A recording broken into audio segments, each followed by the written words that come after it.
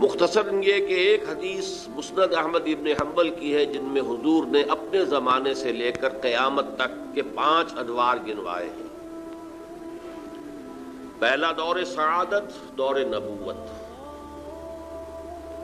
دوسرا دور، دور خلافت علی منہاج النبوہ، جسے ہم خلافت راشدہ کے نام سے جانتے ہیں۔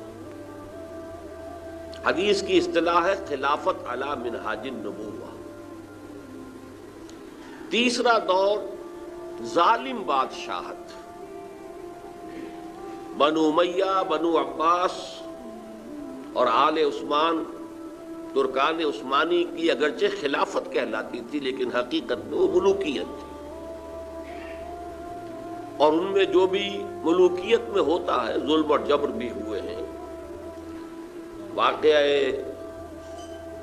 حادثہ فاجعہ کربلا کا اسی زمانے میں ہوا، واقعہ حرہ ہوا، عبداللہ ابن زبیر رضی اللہ تعالیٰ عنہما شہید کیے گئے، سینکڑوں تابعی جو ہیں حجاج ابن یوسف کے ہاتھوں شہید ہوئے، وغیرہ وغیرہ، میں تفصیل میں نہیں جانا چاہتا۔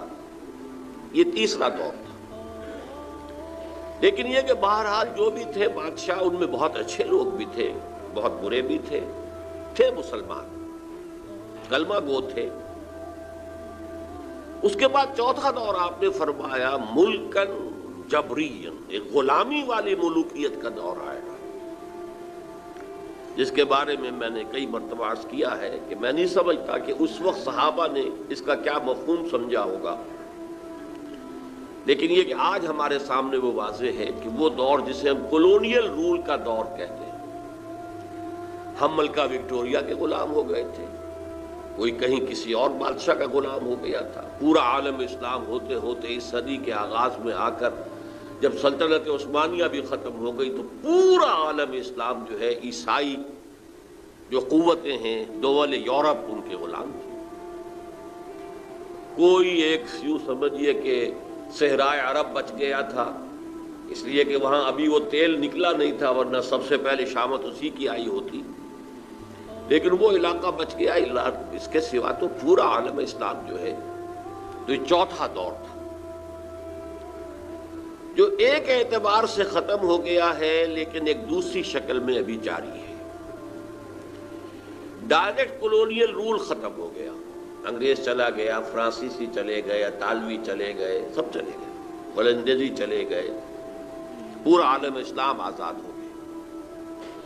لیکن ایک تو ان کی ذہنی غلامی ابھی باقی ہے، ان کی علمی برتری باقی ہے، ٹیکنالوجی میں ان کو جو تفوق اور برتری حاصل ہے وہ موجود ہے۔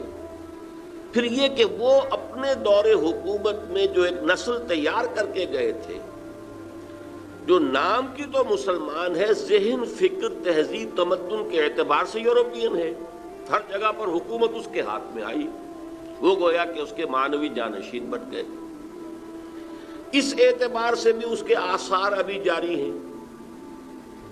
مزید برآں یہ کہ جب اس صدی کے وسط میں وہ colonial rule, direct colonial rule کا بستر طے ہونا شروع ہوا تو ساتھ ہی ایک دوسرا بستر بچھنا شروع ہو گیا، اور وہ تھا مالیاتی امپیریلزم، ورلڈ بینک اور IMF کے، جس کے کلچز میں آج دنیا کا اکثر و بیشتر حصہ جو ہے جکڑا جا چکا ہے۔ خاص طور پر ہم جس طرح جکڑے ہوئے وہ تو ہر شخص جانتا ہے۔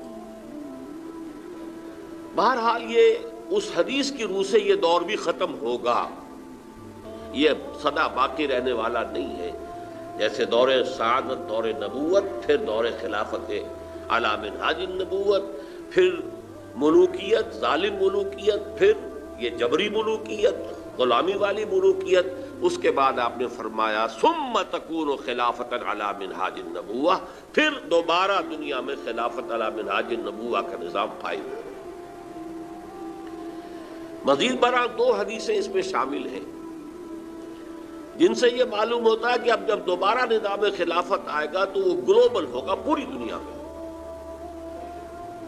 حضرت ثوبان سے مروی ہے مسلم شریف کی روایت کہ حضور نے فرمایا اللہ نے زمین کو لپیٹ کر مجھے دکھا دیا تو میں نے اس کے سارے مشرق دیکھ لیے، سارے مغرب دیکھ لیے، اور سن رکھو میری امت کی حکومت ان تمام علاقوں پر قائم ہو کر رہے گی جو اللہ نے زمین کو لپیٹ کر مجھے دکھا دیا۔ دوسری حدیث مسند احمد ابن حنبل کی مقداد ابن الاسود سے رضی اللہ تعالی عنہ کہ اس روئے ارضی پر نہ کوئی اینٹ گارے کا بنا ہوا گھر بچے گا، نہ کوئی خیمہ بچے گا جس میں اللہ کلمہ اسلام کو داخل نہ کر دے۔ البتہ دو شکلیں ہوں گی، یا تو گھر والا ایمان لے آئے گا، خیمے والا ایمان لے آئے گا، اس کے خیمے یا گھر میں اسلام داخل ہوگا، اس کو بھی عزت نصیب ہوگی بعز عزیز۔ اور دوسری شکل یہ اگر وہ اسلام نہیں لائے گا تو اسے نیچے ہو کر رہنا پڑے گا، جزیہ دینا ہوگا، اسلام کی بالادستی جو ہے قبول کرنی ہوگی۔ گویا کہ اسلام تو اس کے گھر میں بھی داخل ہو گیا، لیکن وہ بد نصیب بدبخت جو ہے محروم رہا بذل ذلیل۔ یہ احادیث بالکل واضح ہے، اور ان میں چونکہ یہ آپ کو تقسیم کیا جا چکا ہے، جا کر غور سے ان کو پڑھیے گا، انہیں حرز جان بنائیے، انہیں یاد کیجیے، انہیں عام کیجیے، اس لیے کہ ہر چہار طرف سے مایوسیوں کے جو اندھیارے آتے ہیں اور وہ ہمارے جو ذہن اور شعور کے اوپر جو ہیں اس سے تاریکیاں طاری ہوتی ہیں، اس میں امید کی کرنیں جو ہیں وہ انہی احادیث کے حوالے سے جو ہیں وہ ہمارے دلوں کے اندر پیدا ہو سکتی ہیں۔ اور ظاہر بات ہے کہ نومیدی یا نا امیدی جو ہے وہ تو انسان کی قوت عمل کو ختم کر کے رکھ دیتی ہے۔ نہ ہو نومیدی زوال علم و عرفاں ہے، امید مرد مومن ہے خدا کے راستانوں میں۔ حالات تو ایسے نظر آتے ہیں کہ سنبھلنے دے مجھے ہے نا امیدی کیا قیامت ہے، کہ دامان خیال یار چھوٹا جائے ہے مجھ سے۔ نا امیدیوں کے نرغے جب آتے ہیں تو یہ امیدیں جو ہیں وہ چھوٹتی نظر آتی ہیں، لیکن بالآخر یہ ہو کر رہے گا، اس میں کسی شک و شبے کی گنجائش نہیں۔ جس شخص کو اس میں شبہ ہو میرے نزدیک اس کا ایمان مشتبہ ہے۔